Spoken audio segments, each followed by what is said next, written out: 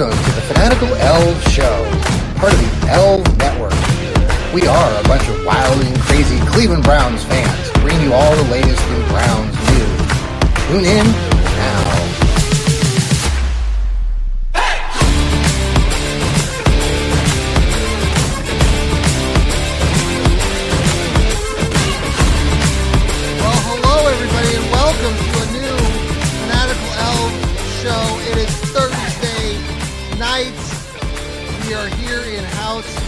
John Suchan here and Steve Gill there.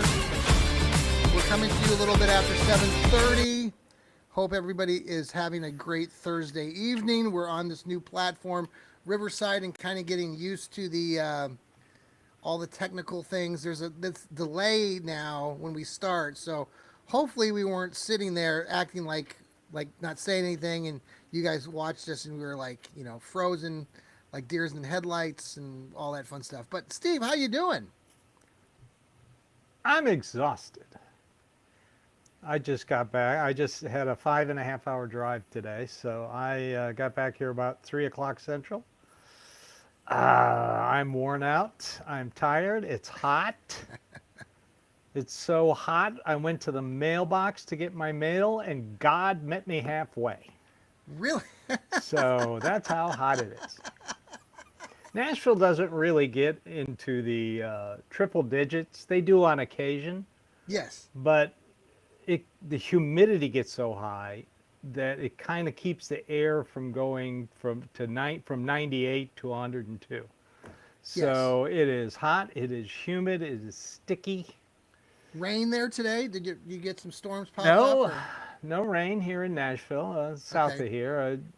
It's going to be hit or miss every day. It just went from spring to boom, summer. Yes. But we had a longer spring than normal. Usually it's like a weekend, and this time it was like 3 weeks. So I'll take it. Always. Well, I'm glad you made it back safe and sound. You were coming back from your undisclosed location in North Carolina, is that correct? Yes, that's true, and I still hate driving through Chattanooga. Oh, man. They're never going to fix that. 2027 is when they say it's going to be done. And when it's done, it'll be obsolete, and they'll start all over again. Yeah, I was talking to somebody about your whole Nashville, because everybody goes down to Nashville, Chattanooga, all those places. And again, all I can think of now is anybody mentions Nashville, I think of you. Thank you. Your thoughts on Nashville. I've lived here since 1967, so you've been there since 67. Wow. Yeah, we moved here when I was 9. Okay. So. By the way, I was going to bring this up to you. There was I got a thing from a colleague of mine, or that I've done some radio with here locally, and there's a contest through this program called Green Blanket TV. I don't know if you've heard of this, but they're actually advertising, or they have been, to try to get fans, super fans of various teams, including the Browns, and they're doing a shoot, like a TV shoot, here locally here in Columbus within the next few months. I'll send you the link when I get a chance, but if any of you are watching right now here on the X or on Facebook, on YouTube, if you're a Browns fan, you're a super fan, you consider yourself the biggest fan ever, your family's a big fan of the Browns, there's a link out there, and I think it's pretty legit, that you can fill out this application to share with them how much of a fan you are, and you could partake in this potential commercial TV thing where they're promoting your teams. It sounds like there's some sort of product that they're advertising, like for your team, and that they want big time fans. And there's a payment of $500, I believe, for each individual that gets selected. So, wow. And you can put up to like 10 family members or 10 friends of yours.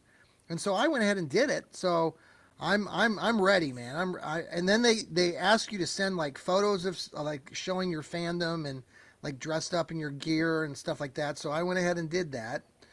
Hopefully it's legit. So, but hey, $500, man. Wow. There you go. 500 simoleons. Straight cash, homie. So it's June 26th, Steve. We've got Yes, it is. 2.5 months till the season actually starts. It Yes, is we the do. silly season. We've talked about this endlessly on our podcasting platforms here on the Fanatical Elves, part of Fans First. Shout out to Hemisphere Coffee Roasters. The silly season right now is that the players are kind of gone away. Now we did get some news earlier today that, and I'll let you pronounce his name because I'll screw it up. Agbo Okoronkwo. The defensive end. Which isn't a surprise. Yeah, you were none of it. Right, you weren't surprised. You follow up on you read. I've this been stuff. saying that he's either going to be cut or traded.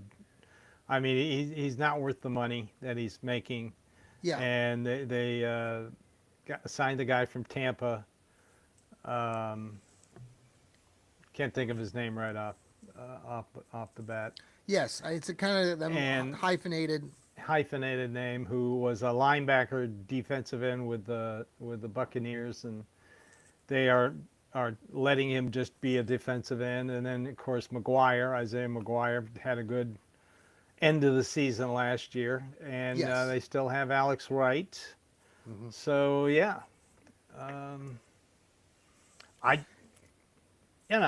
they got to start somewhere. Might as well Yes. start now.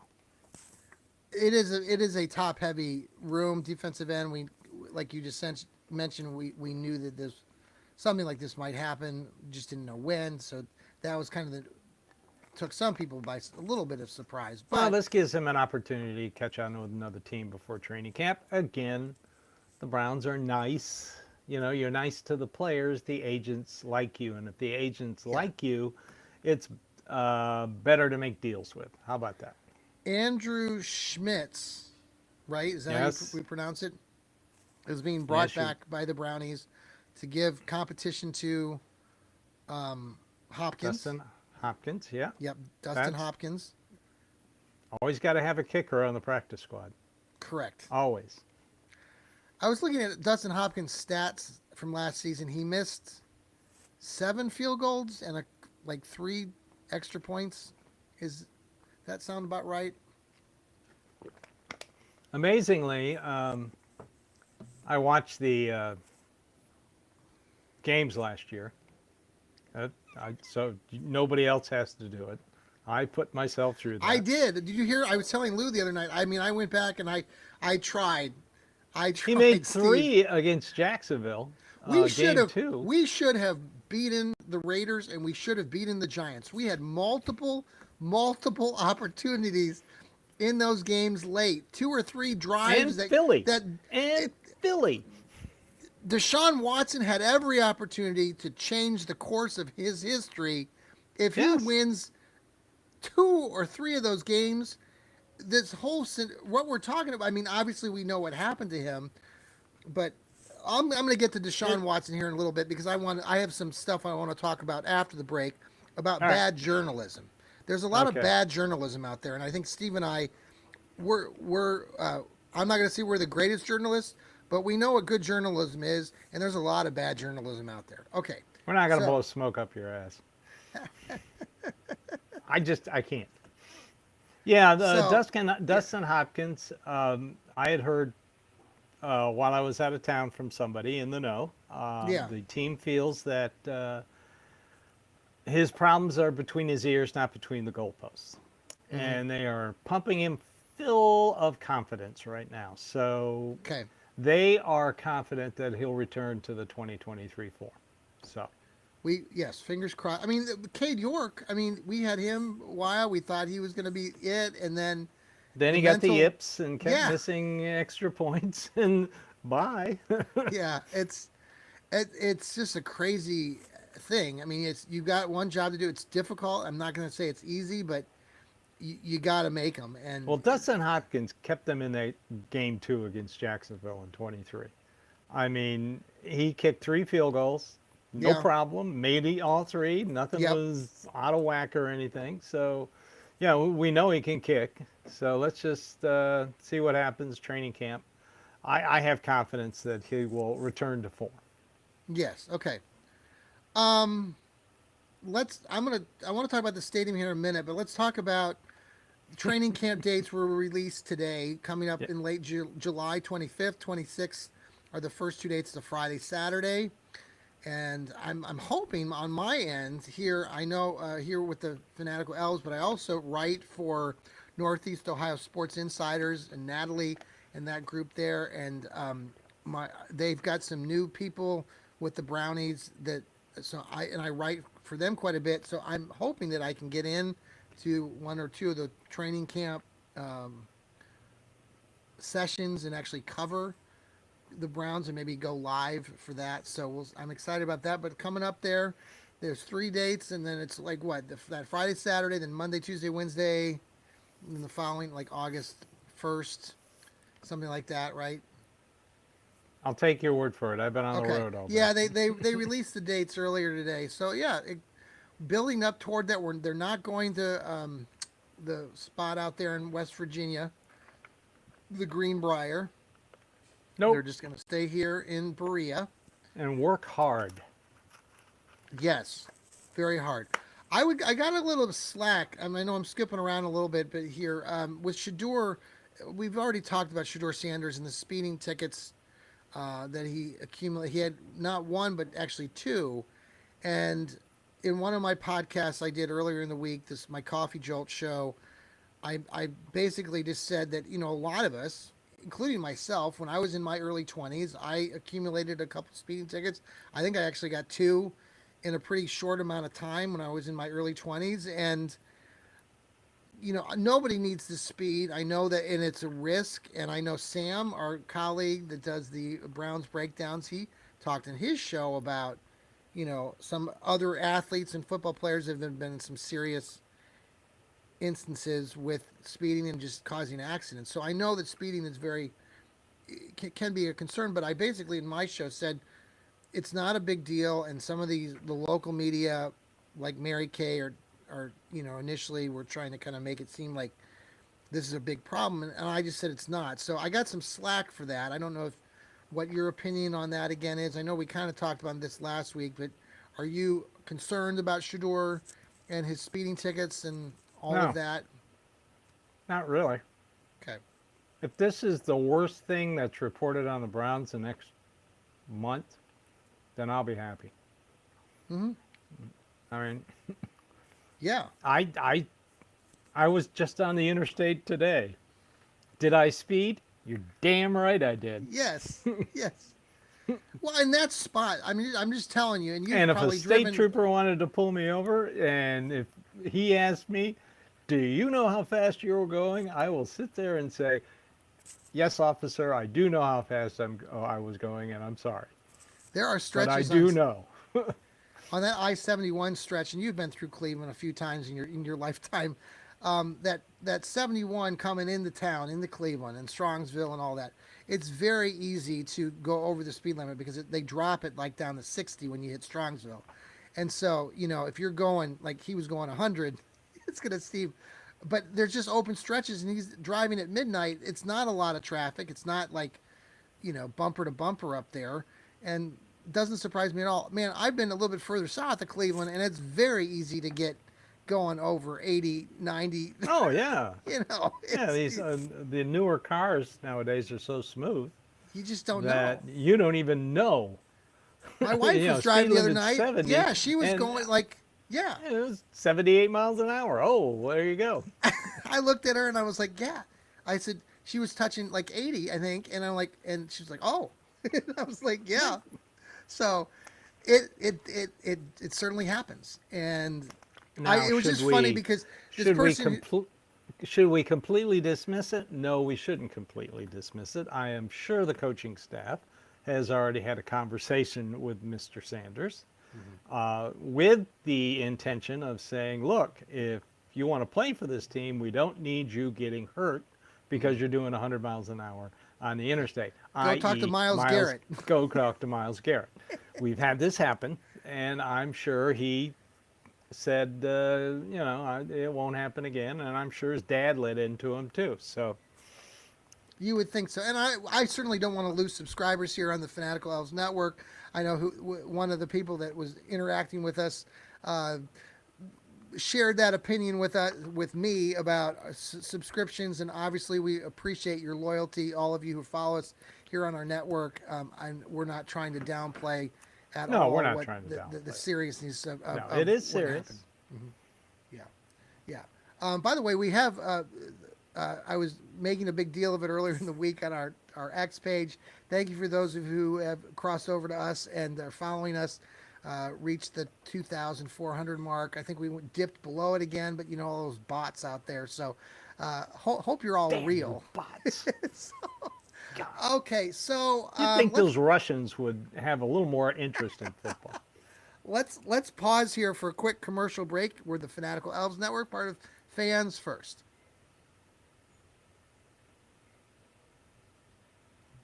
And thank you for coming back to the Fanatical Elves Show Thursday night. In about 35 minutes, Rod Bloom of the Browns Blitz will be coming to you here live, also on our network. He's got a special guest and his brother alongside him. It's going to be the 301st show, or 301st show of his series. So looking forward to listening to that. So please tune back in after we get off the air. So, Diontae Johnson, wide receiver, was on some podcasts, and, he made some various comments. One was about how he refused to play. It was 40 degrees against it was the Ravens versus Pittsburgh game. I've done some research on it and just tried to get an idea, and then maybe you have too, but he basically said he didn't want to go out there and play, so that got some take. The other part of the conversation that I heard on this other podcast was that he talked about he felt that Kenny Pickett looked to be like the number one going in the week one. And I know, Steve, you've mentioned that too. So I wanted your thoughts on Diontae Johnson. Does he have a legit shot at being a wide receiver? Your thoughts on his 40-degree game, and is he correct in the Kenny Pickett prediction? Don't know about the Kenny Pickett prediction. We won't know that until July 20. Well, they start the 21st. The veterans, everybody in. So 20. Right. Yeah, probably 4 or 5 days after that. As for Diontae Johnson, I hear good things. They are pleasantly surprised with his attitude and his work ethic so far. Yeah. So we'll see. I think he has a great opportunity to stick with his team and be a solid number 2 wide receiver or number 3. I mean, that's what they need. They've got Jerry Jeudy, and then you've got question marks with Tillman, and you've got some, Thrash, and I'm just not gung-ho. Njoku can be a number 2, but we don't know about Fannin. And then you got Dylan Sampson, the running back, who can also be very productive in the passing game. His only negative in the passing game is he's short. He's 5'8", so he's not a big target, but he can still be. But then you hear about some of these kids that are doing well. The kid from local kid, Floria. The kid from Western Kentucky. He's 6 foot, 210 pounds. He's good size. I've always liked James Thrash, so he might force David Bell off the roster, which wouldn't upset anybody. That's I think he has Johnson has a great opportunity to make this team. Let's see what kind of attitude he has when he shows up training camp. I think it's going to be fine. He knows this is his last shot getting a big contract. So with the way the offense is being put together, the need for the wide receiver position, I know some people have said that that's the real weakness of the Browns. But with the way that this offense is projected to be used, the need for that wide receiver position I don't see it as being that great. Do you agree with that? No, not really. No. He's going to use multiple tight ends. Yeah. You're going to have 3. Right now, they're working Fannin like they did in Njoku, teaching him how to block.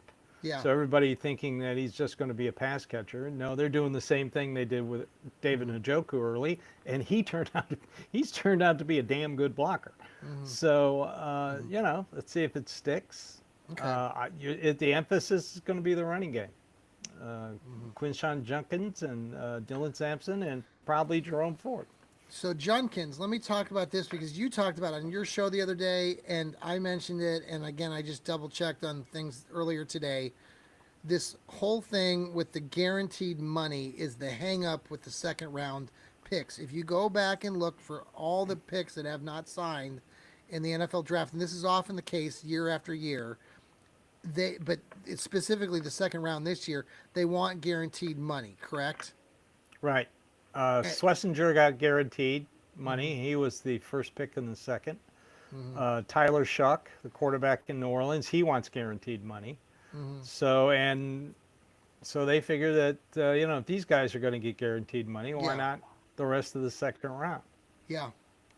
Should we be concerned? But it'll be done by training camp, probably a couple days before training camp. Yeah. That's when Andrew Berry does extensions and restructures and that kind of stuff. He always does it right before training camp starts, if he's going to do it. A lot of people thought that Mayfield would have gotten his extension right then, but then when it didn't happen, might as well just have, he's gone. So, I don't know if they're going to do Greg Newsome. They should do Martin Emerson. Yeah, you mentioned that, yes. And David Njoku. Those are two big extensions they got coming up. Are they all in their last year of their contracts? Is that correct?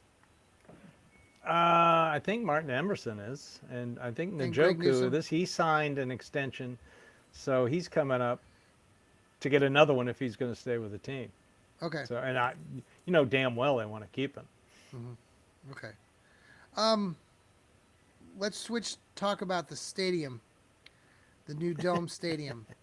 What gets me, and I'm still bothered by this, Steve, and I want your assessment on this again because it drives me batty, and I know Lou and I have talked about this, and there are some pretty high-profile people that, and you probably know too, some Browns analysts and stuff who are hell-bent on wanting to somehow turn all this positivity on this project that's going to happen and spin it, and somehow they're making the Haslams, the owners, and the Browns organization out to be the enemy, and I don't know what's driving it outside of, you've kind of mentioned a little bit about the Haslams and their supposed stuff that they've done before in the state and the pilots, but I don't understand, because when you listen to these people, or they'll text with you, they'll just say that they're the demon, that they're evil, that these people, and I'm going, what in God's green earth are we talking about? And then, and I'd like to get into this part too, because I mentioned this again on the show, that the state now has agreed to give, the Brownies $600 million. Yep. In addition to that, there's a $400 million pool of money for stadium projects across the state. And then in addition to that, there's a $700 million sort of undisclosed monies out there. So that's $1.7 billion.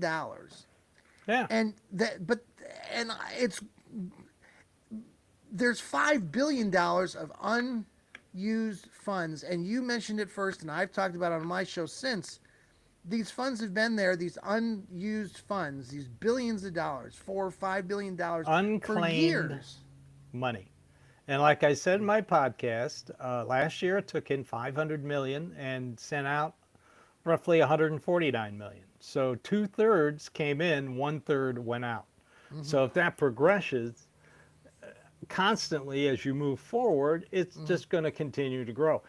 And the state has used it twice, I believe, in 2017 and 2018. And then in 2018, I think they took out $215 million of it.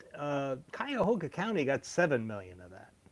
So all these local Cuyahoga County commissioners, don't you remember getting that extra $7 million from the unclaimed fund?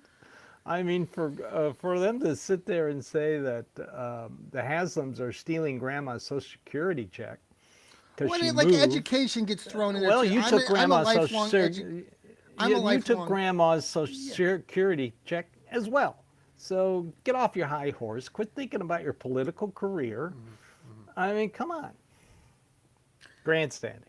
I hate people Well, who and, grandstand. what I was trying to, and I've said this on my shows, that I'm in education, and I know there's a lot of concern here in the state of Ohio, across the country. There's a lot of concern because of funding for education, blah blah. Blah. I mean, across the many states. I've heard this from not just Ohio but other states. There, Oh, and God, it's yeah. post the pandemic. There was a lot of additional monies that were handed out to school systems, especially during the pandemic, and now we're kind of getting back to reality.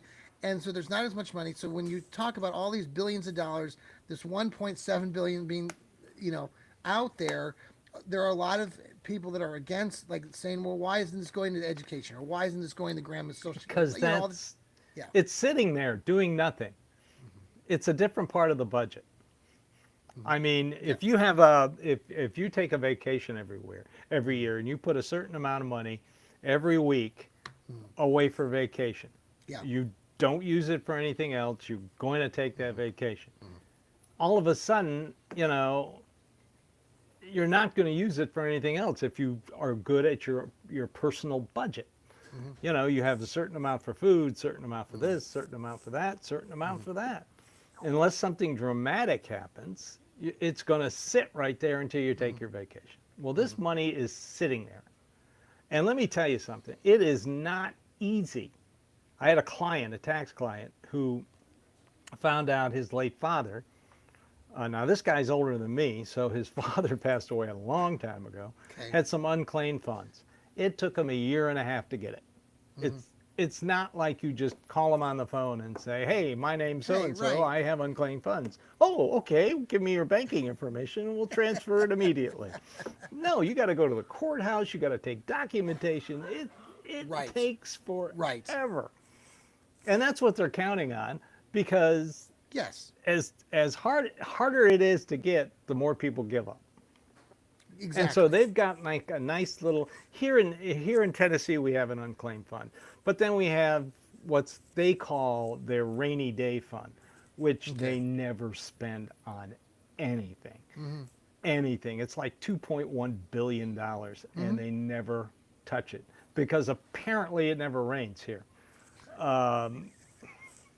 Politicians So, but what, are like billionaires. Once they get their hands on money, they don't want to give it up. So what's driving, in your opinion? Because I'm just pissed off with these people. Like, listen, I grew Bad up. football.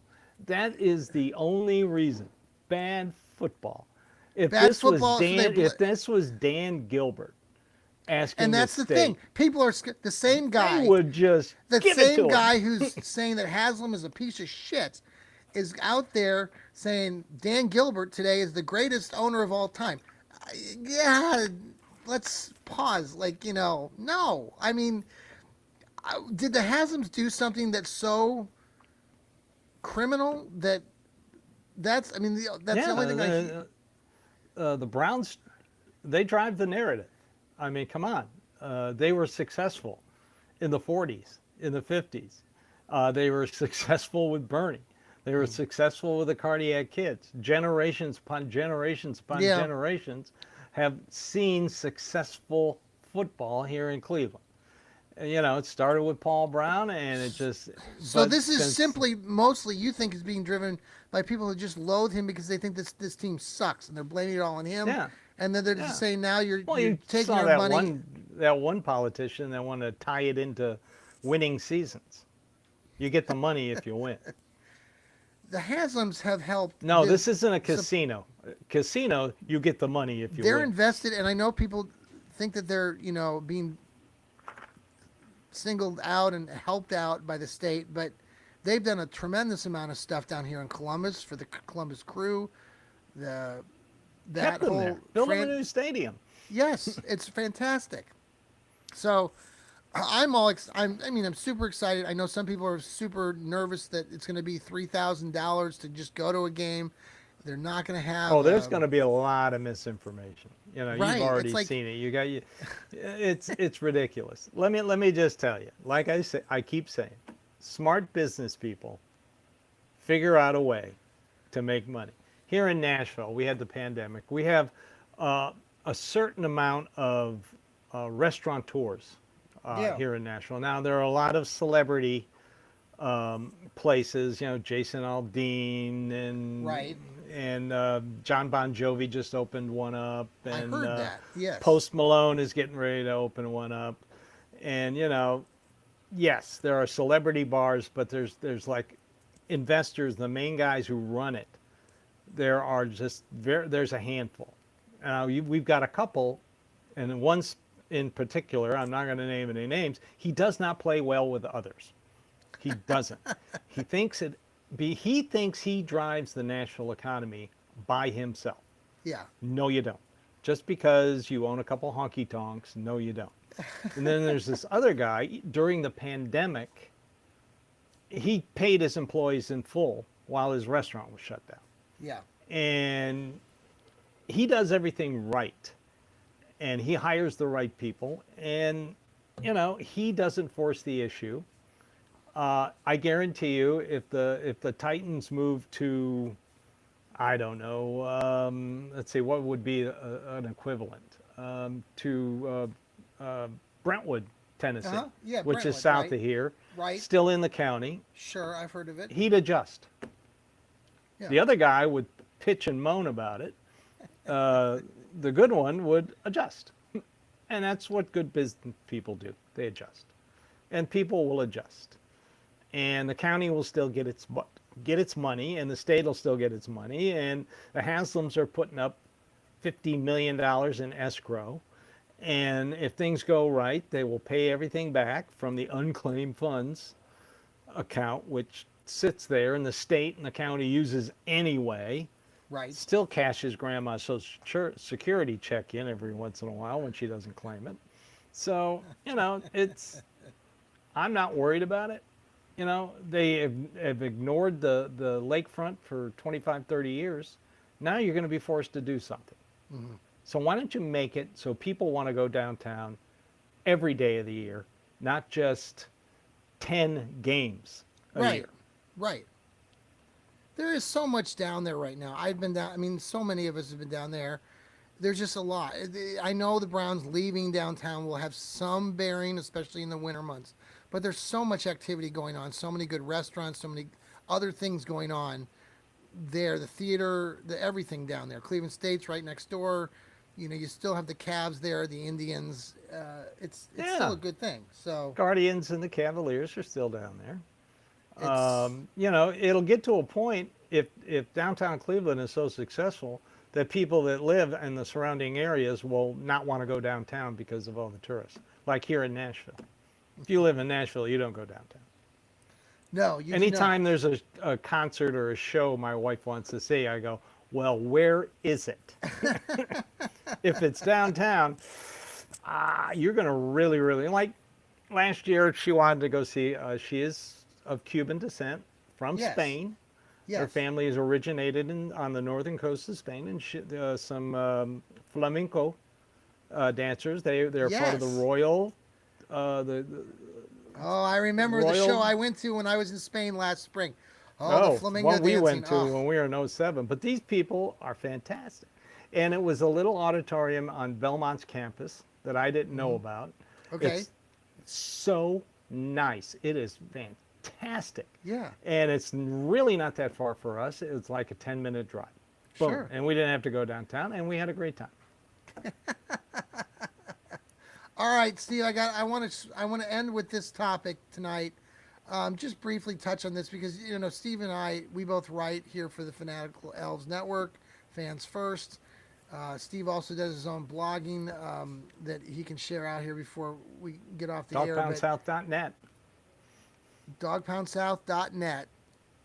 There are a lot of people out there, and I don't know with the logarithms or whatever, the Google searches and stuff, but you go and you follow the Browns. Usually I'll type in like Cleveland Browns and then like news, and then it'll usually pop up with like the top headlines from the various periodicals like Sports Illustrated, for example, or ESPN, things like that. Now, there have been some headlines, and I'll just give you a couple examples. Just today, I was just looking for some stuff, and this group too. This is like a new group, and I did a little research. I think this periodicals out of Spain. So I'm not sure how or how much money they paid to get into this search, but their name is Marca, Marca, and I noticed they have a couple articles now popping up on the Cleveland Browns news search, which is weird. But their one headline for the Browns today was chaos reigns at Browns. Two of their quarterbacks now reportedly being traded before deadline. So I'm like, what the hell? That's one narrative, like one example of where I didn't know we were in a chaotic situation, Steve. The other one that I was reading earlier says, where it says well, there was a couple headlines. It says that Shedeur Sanders could get major help from Philadelphia Eagles in Cleveland Browns quarterback competition. And the other one was, this is the other one, Cleveland Browns training camp. This is by Dogs by Nature. I read some of their stuff, Dogs by Nature. But this headline just is so deceiving to me. Cleveland Browns training camp 2025, quarterback preview part 2, 2 rookies, and Watson still a factor. And in the article, this guy mentions that Deshaun Watson is still conceivably could come off the PUP list at some point in 2025 and play. And I'm like, what the hell are you reading? What are you, like, what in God's green earth is wrong with people? Deshaun Watson is not playing another down for the Cleveland Browns. Anyway, so those are some of the headlines. Steve. Wow, you sounded like me for the last 6 months, John. Well, I've been repeating that too, not as loudly maybe until right now, but yes, he was at training camp. There was a photo of him on the sidelines, like he's there. I know they can't kick him out. He's recovering from his injuries. He's going to be put on the Achilles rupture, not 1, 2. Yeah. The first one would have kept him out the entire season. So what do you think the second one is going to do? Yeah. It's not like they glue them both together at the same time and everything's all right. No, he's PUP list, and then they'll move him over to the injured reserve. Now, what they do in 2026, I don't know yet. But day 2, 2027 of the league year, he's gone. He's going to be a post-June 1st cut. By that time, the salary cap will be enormous, and they can divide what's left of his contract, which they redid this year for that sole purpose, to move him off the roster day 2, 2027. Yeah. It's simple. Now, the one article, I think, going back on the chaos article that I was reading, they were, again, mentioning in this article that they felt that Kenny Pickett would be the one being traded before the season starts and that Joe Flacco would be the starting quarterback. Anybody's just writing anything. I mean, I get it. None of us know. I mean, we don't know for sure. You and I agree that we don't know anything. You just said earlier. It's going to be Pickett or Flacco. I mean, let's just. But what about this other thing that's circulating where it says, that's what I wanted to bring up to you. TJ Houshmandzadeh, the stupid ass guy from Cincinnati, the Bungles, who's an ass wipe back in his day. He's out there talking about he has information from inside Berea that it's going to be either Kenny Pickett or Dillon Gabriel starting the season in week 1. I'm like, God, what is wrong with people? Are they talking to the cafeteria worker again? What is going on? And plus, it's TJ Houshmandzadeh, whatever his name is. He was an idiot when he played for the Bungles back in the day. Let's just stick to facts. Yes. This front office does not leak. Okay, people, they do not leak.